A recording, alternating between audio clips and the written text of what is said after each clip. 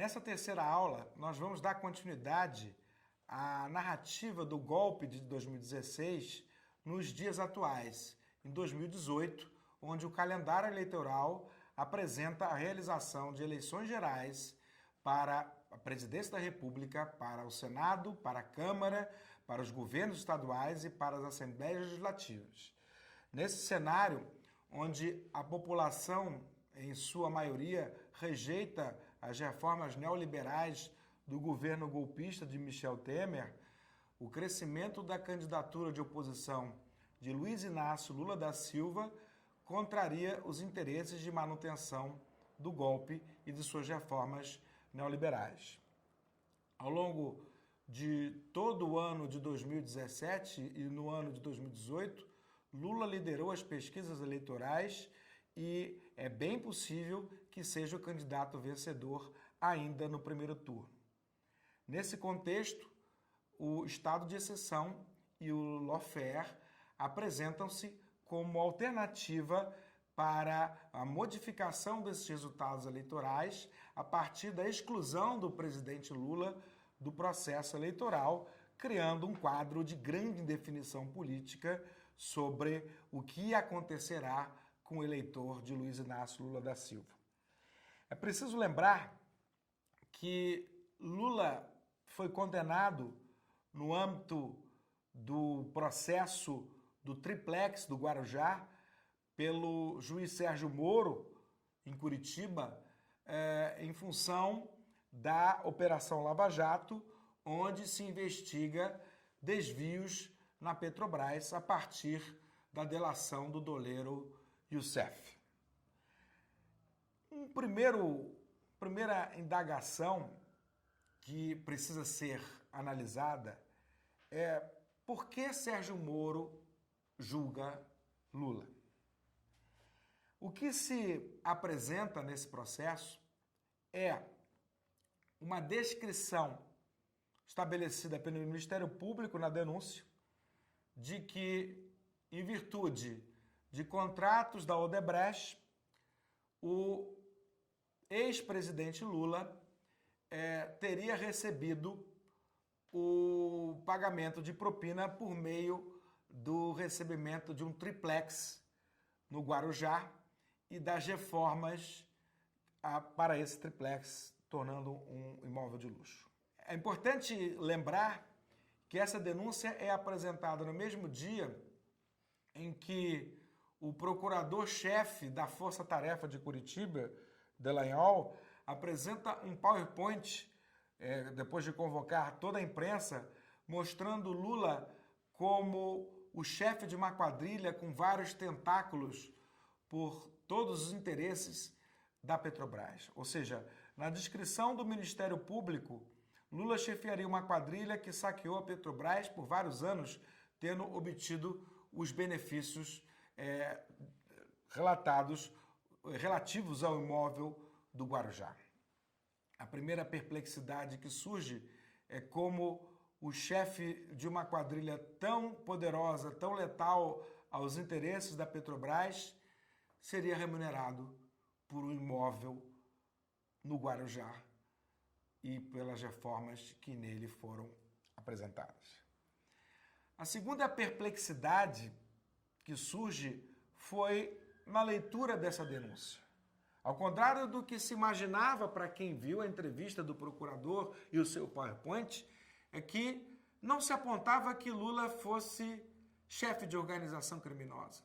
Não se procurou denunciar Lula por crime de organização criminosa. E me pergunto, se ele era chefe de quadrilha, por que não denunciou por organização criminosa? Se denunciou por corrupção e lavagem de dinheiro. De acordo com a descrição da denúncia, a lavagem de dinheiro se deu porque o imóvel não foi colocado em nome do presidente Lula, permanecendo em nome da OAS. Pois bem, embora essa descrição tenha sido trazida na denúncia não houve a comprovação de nenhum desses fatos. É preciso lembrar que para a caracterização do crime de corrupção é preciso que uma autoridade pública, pratique um ato de ofício de sua competência, recebendo em troca vantagem indevida. Então, nós temos dois elementos no crime de corrupção: o recebimento de vantagem indevida por autoridade pública e o ato de ofício por ela praticado. E o nexo de causalidade entre eles, ou seja, o valor recebido foi em troca da vantagem indevida. É óbvio que no Estado de Direito não basta o Ministério Público narrar condutas contra qualquer cidadão. É preciso que essas narrativas sejam acompanhadas de provas e não de meros indícios, como se diz por aí. Muito bem, essas provas não foram apresentadas por ocasião da denúncia. Imaginamos que durante a dilação probatória, a partir de todos os meios de prova em direito admitidos, nós tivéssemos a comprovação de que o imóvel, que não estava no nome do Lula, era do Lula e que ele teria recebido dinheiro relativo àqueles contratos em troca daquele imóvel. É preciso perceber que a prova de que esses atos narrados na denúncia ocorreram na realidade é bastante complexa. Por quê? Ora, esses fatos foram narrados sobre a aquisição do imóvel de Guarujá no ano de 2014. Lula foi presidente até o dia 31 de dezembro de 2010. Portanto, trata-se de um ex-presidente. É claro que se procurou na denúncia descrever que os atos praticados por Lula durante seu mandato seriam pagos no futuro, quando ele não mais fosse presidente.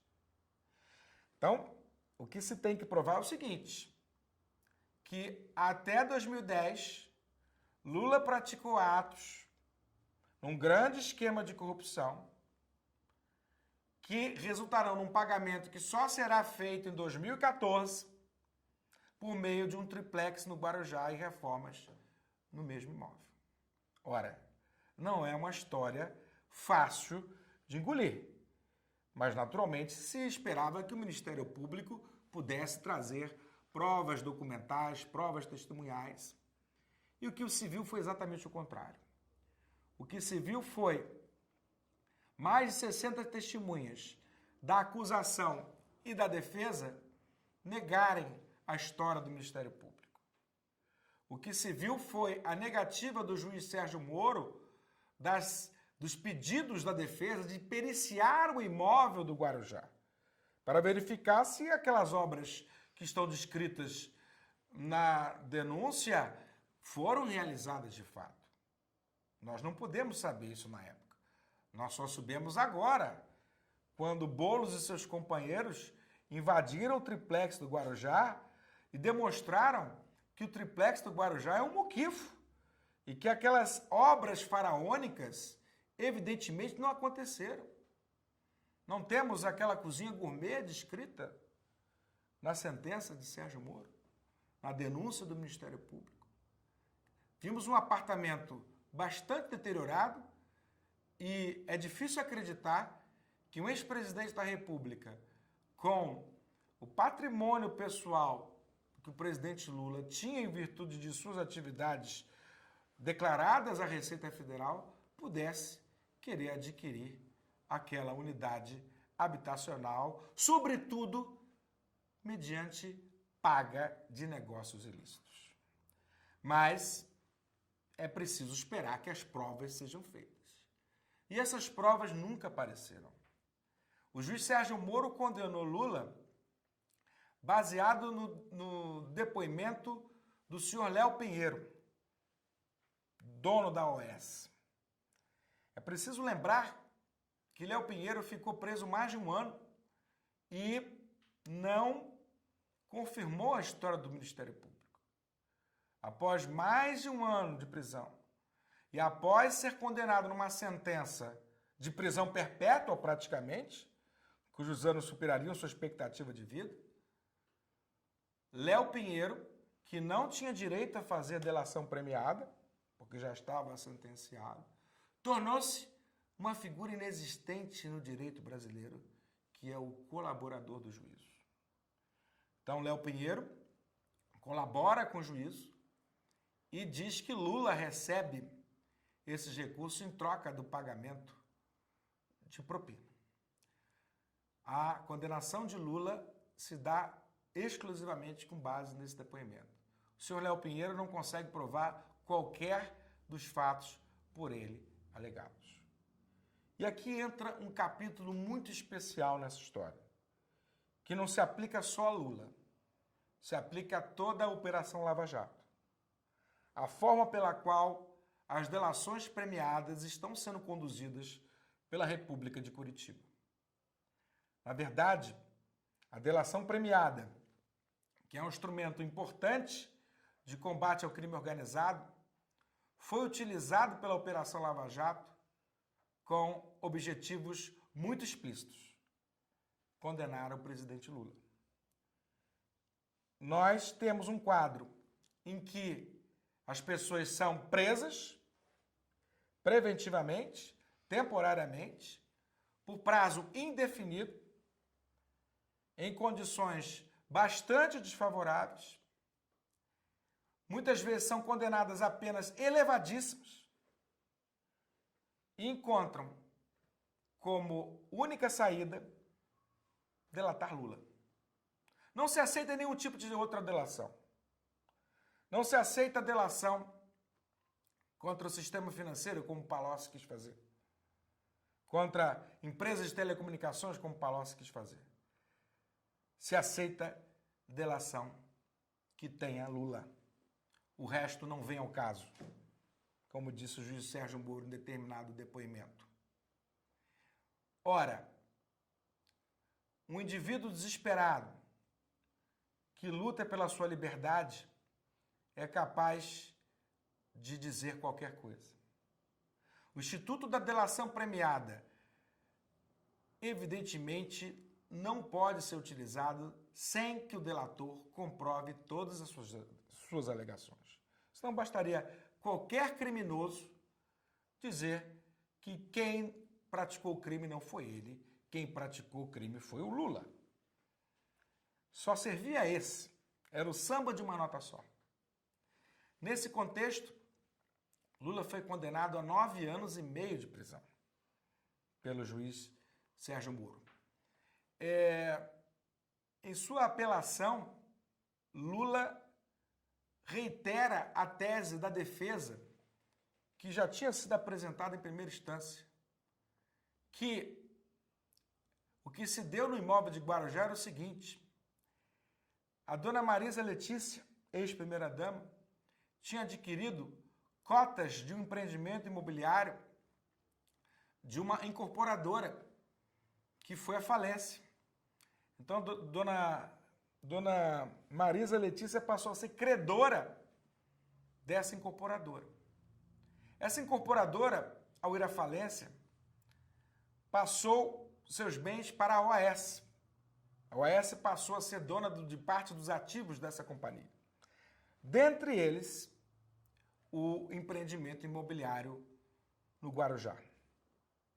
Senhor Léo Pinheiro, sabedor que a família do ex-presidente Lula tinha cotas daquele empreendimento, procurou convencer o presidente e sua família de adquirir a unidade da cobertura do famigerado triplex. Não preciso dizer a importância para qualquer empreendimento empresarial de ter pessoas como o presidente Lula, que tem uma dimensão internacional entre os seus proprietários. É claro que muitas pessoas não sabem avaliar isso. É claro que muitas pessoas acham naturais que todas as honras sejam prestadas, por exemplo, ao ex-presidente Fernando Henrique Cardoso, mas que não haja nenhum motivo que não a corrupção para que determinadas homenagens sejam prestadas ao presidente Lula. É claro também que quando se diz que Lula não aceitou o imóvel e Léo Pinheiro promoveu reformas para tentar convencer Lula a adquirir o imóvel, uma pergunta fica sem resposta. Mas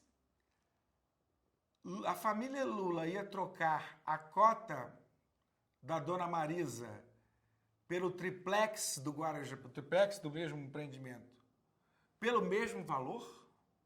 Ou haveria torna? Isso não está nos autos. Na verdade, essa discussão sequer surgiu. Essa discussão sequer surgiu por uma questão muito simples. Com toda a insistência do senhor Léo Pinheiro, o presidente Lula decidiu não adquirir o imóvel. E depois que a gente viu as imagens de bolos, nós entendemos perfeitamente por que o presidente Lula não quis ficar com aquele imóvel. Porque aquele imóvel é muito ruim. Não há grande dificuldade em entender essa história, que foi acompanhada de farta comprovação testemunhal e documental. Mas nada disso foi aceito pelo juiz Moro. Não foi essa a representação da realidade que ele prestigiou em sua sentença. Ele prestigiou aquela derivada do relato de Léo Pinheiro de que Lula teria recebido como propina o imóvel do Guarujá e as suas maravilhosas reformas. Muito bem, a defesa entra com embargos de declaração, que é um recurso destinado a suprir obscuridades e omissões, e o juiz Sérgio Moro responde dizendo que o que o presidente Lula teria recebido não tem ligação direta com aqueles contratos da Odebrecht que estavam em exame no caso concreto. Isso é um ponto muito importante, porque eram esses contratos que faziam com que a competência para julgar esse processo fosse de Sérgio Moro. Porque Guarujá não fica no Paraná. Guarujá fica no estado de São Paulo. Por que Sérgio Moro é competente? Sérgio Moro se arvorou em ser juiz universal de todos os atos de corrupção praticados no Brasil. E selecionava aqueles que achava interessante investigar. Sim, digo investigar porque a sua posição foi muito mais do que magistrado. Foi um próprio investigador desempenhando um papel de Ministério Público. Nesse contexto, nós temos uma apelação que traz ao Tribunal 4, TRF4, toda essa discussão, toda essa fragilidade probatória e aponta que os fatos julgados pelo juiz Sérgio Moro não são os mesmos apontados pela defesa, para a perplexidade geral da comunidade jurídica nacional, o TRF4 não só confirma a sentença, como a majora e ainda estabelece uma terceira tese fática, diferente daquela que o Ministério Público apontou e diferente daquela que o juiz Moro estabeleceu.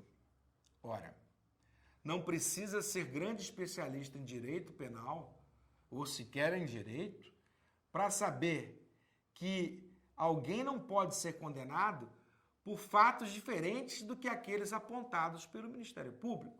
Pois se assim fosse, o seu direito de defesa estaria irremediavelmente perdido. O que temos, então, a partir daí, é a condenação do presidente Lula em segunda instância.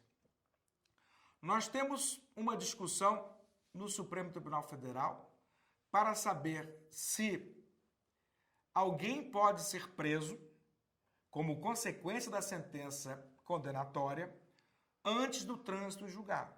É uma discussão que já vem de alguns anos e ao longo dos últimos anos, ao longo dos últimos meses, há mais de um ano,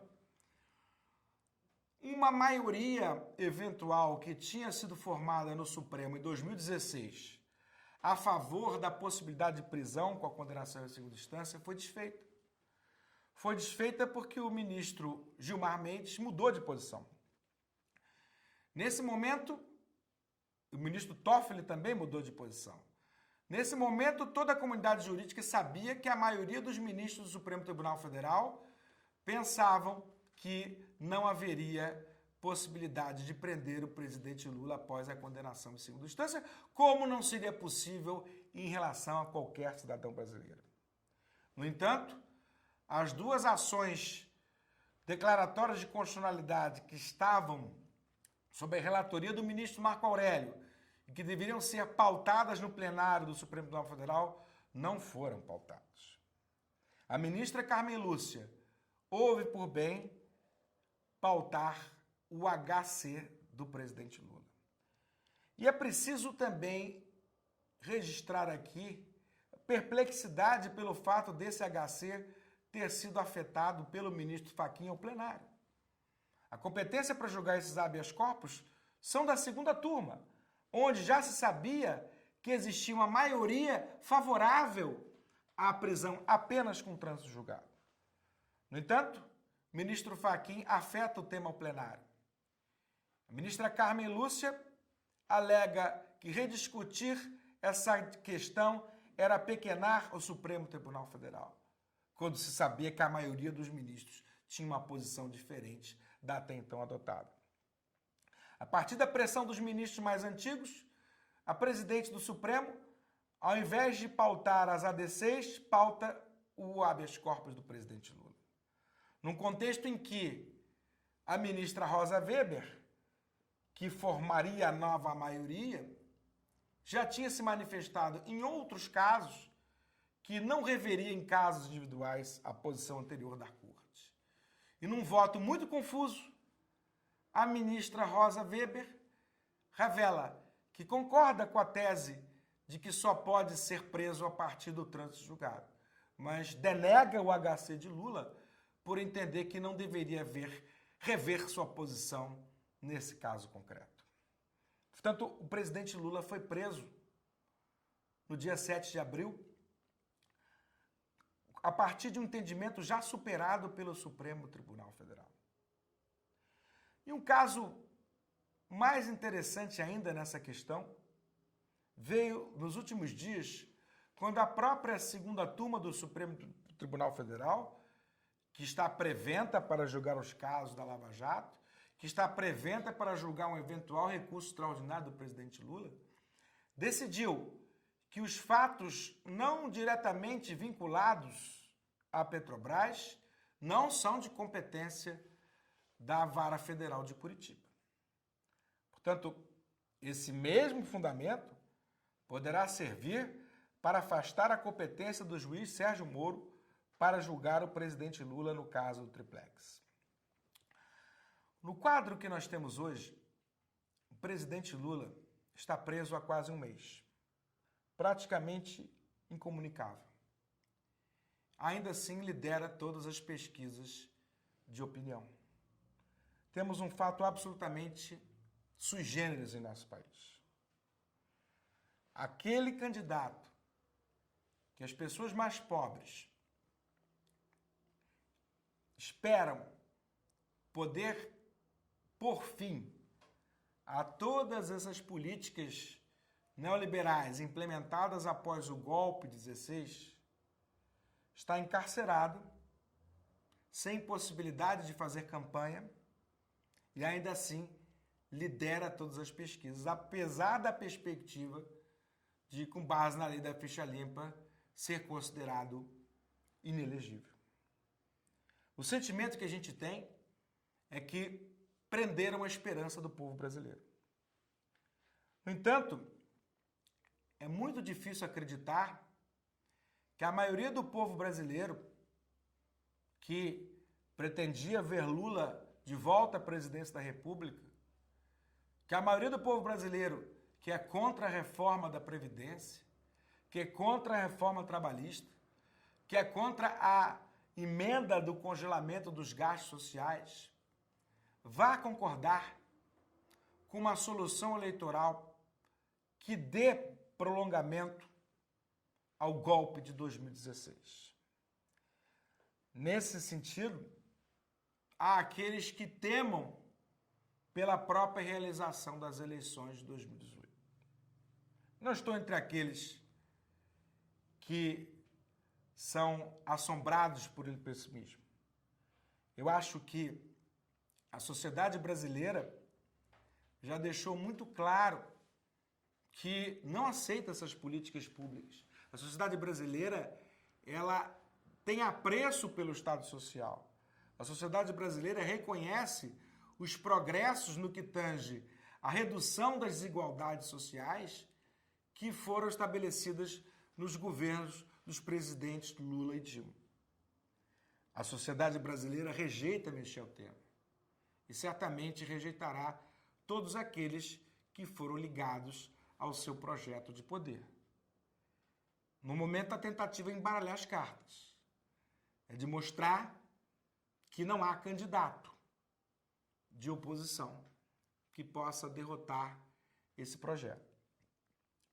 É preciso compreender que todo esse procedimento de afastamento do presidente Lula, de prisão do presidente Lula, se deu a partir da manipulação de regras processuais e de direito material que causam rubor aos especialistas brasileiros e estrangeiros que se debruçam sobre esse processo. É importante perceber também que os ataques midiáticos, judiciais e policiais ao PT e seus aliados continuam em grande escala. Numa utilização seletiva de um combate à corrupção que não consegue comprovar a existência de corrupção. Um combate que é seletivo, que não atinge a todos do mesmo modo. E é preciso reconhecer que no momento de judicialização da política, quem faz a pauta de julgamentos, quem acelera ou retarda processos, até mesmo quem permite a sua prescrição, determina quem vai ser eleito, quem não vai ser eleito. Quem pode ser candidato, quem não pode ser candidato. Nesse momento, a democracia brasileira está tutelada pelo Poder Judiciário. A vontade do povo não se exerce mais livremente. O povo votou em Dilma Rousseff em 2014. O Congresso Nacional retirou Dilma sem crime de responsabilidade e sem oposição do Poder Judiciário, que deveria ser o guardião da Constituição. Agora, o povo brasileiro indica que quer Lula presidente novamente. E o Poder Judiciário, mais uma vez, promove a frustração dessa expectativa naquilo que Renato Lessa já chamou de impeachment preventivo do Lula. E que me faz lembrar aquela história do Carlos Lacerda, jornalista carioca, dono da Tribuna da Imprensa, ferrenho adversário do presidente Getúlio Vargas. Lacerda dizia: o senhor Getúlio Vargas não pode ser candidato à presidência da República. Se candidato for, não pode ser eleito. Se eleito for, não pode tomar posse. Se tomar posse, não poderá governar, deverá ser derrubado por um golpe de Estado. Getúlio foi candidato, foi eleito, tomou posse, governou até que as oposições terríveis às suas políticas o tenham levado ao suicídio no dia 24 de agosto de 1954. Nessa história que vivemos hoje, já tivemos um golpe de Estado e já tivemos um impedimento para a candidatura do Lula através da sua prisão. Ainda não se sabe se o registro da sua candidatura, que poderá ser feito regularmente, será impugnado ou não. Fato é que a lógica de Carlos Lacerda hoje parece bem mais exitosa do que em 54. É preciso que a sociedade brasileira e as instituições do nosso país não permitam que essa história termine do mesmo modo que em 54 e em 64. Até lá.